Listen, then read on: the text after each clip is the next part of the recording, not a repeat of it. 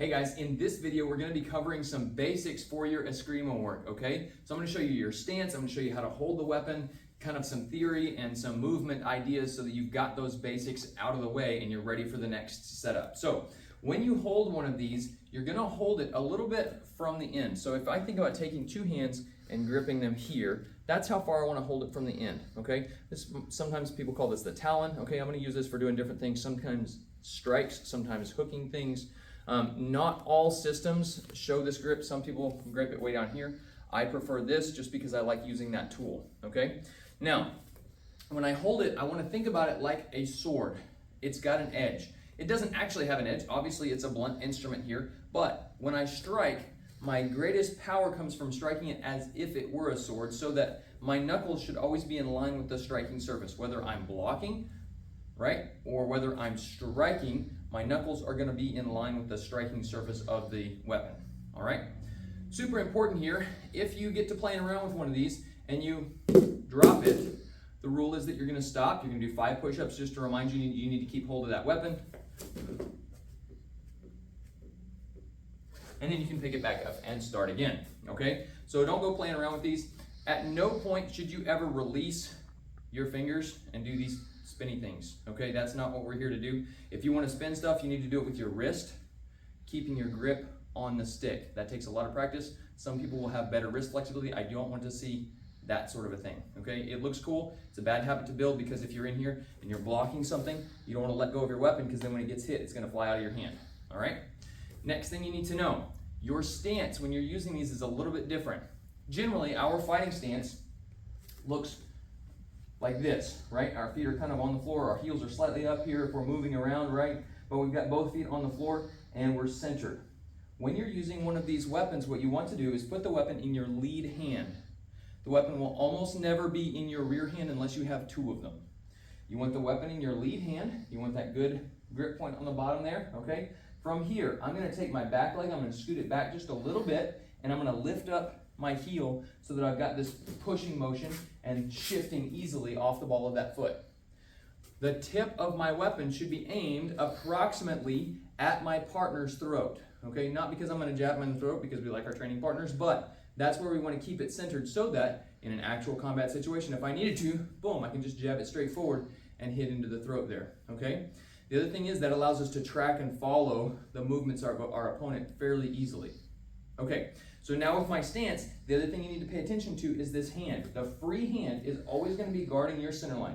You don't want it up here in front of your face because then you can't see. So you're going to put it just below your chin. I like to leave a little bit of a blade in it instead of turning it completely flat. So right here, okay, just turn it almost like you're doing a single knife and guarding block, but pull it back toward your chest. You want your elbow down, not flared out to the side. I promise getting hit in the elbow with one of these things does not feel great, and your ribs are exposed. So you want to keep that down in front of you.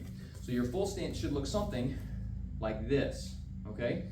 From here, we're gonna do a couple of movements so that you can know what to do. We're gonna work on our diagonal movements. So you've got several movements here. You've got a forward movement by pushing off that back leg, boom, straight forward. You've got a backward movement by shifting and pushing off the lead leg, boom, here. You've got a lateral movement from either side, okay? If I'm going this way, I'm gonna move my lead leg first because that's the one on that side. I'm pushing off the back leg. This is directly lateral, 90 degrees. This foot always follows me. I always come back to this stable position. If I want to go the other direction, since I'm going toward that leg, this leg is going to move first. Boom. If you were to take and draw an asterisk on the floor, so you've got a line here, you've got a line here, you've got 2 lines going diagonally through the middle of that, those would be your lines of movement when you're dealing with these weapons. Sometimes, very occasionally, we even have a circular movement that would go around the outside of that circle or a portion of the outside of that circle. But for the most part, you're going to be going on those diagonal lines. So the other angles are going to be 45 degrees. Boom, pushing off the back leg. Again, this foot moves first because I'm going that direction. If I'm moving back the opposite direction, this foot's going to move first. Boom. I'm always maintaining that stable stance, keeping the tip of my weapon aimed at my opponent.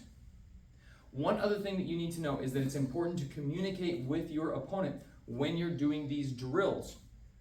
So if you are about to swing at your opponent and we're not doing free sparring with these, you're going to tell them that you're coming. You're going to give them a little key op, okay?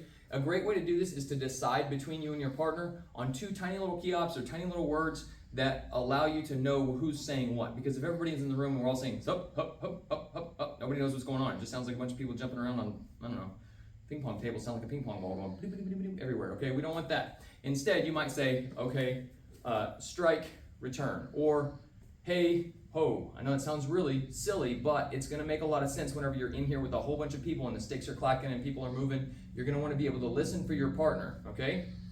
That tells you if I'm striking, I'm gonna go first. I'm gonna say, hey, my partner's gonna say ho. That lets me know they're ready to go, okay? Hey, ho, ready to go. Super easy to remember. The other thing you want to do is you want to keep this in your lead hand and strike with a good grip. If you go, hey, and your partner says ho, and you go and your grip is loose, and you're going to bounce this right off their stick, and it's going to fly off in the air and hit somebody in the face. Don't do that, okay? So make sure you've got a good grip here, not squeezing, but firm. All right, guys, there's some basics for your Escrima work. There's a lot more to learn about these, and I'm super excited we get to work with these this section. Please pay attention to what you're doing with these at all times. It is a weapon, and it will hurt somebody if you are not careful. Have a lot of fun. Take these out in your backyard, whack a tree or something. It'll be a lot of fun for you guys. We'll see you in the next video.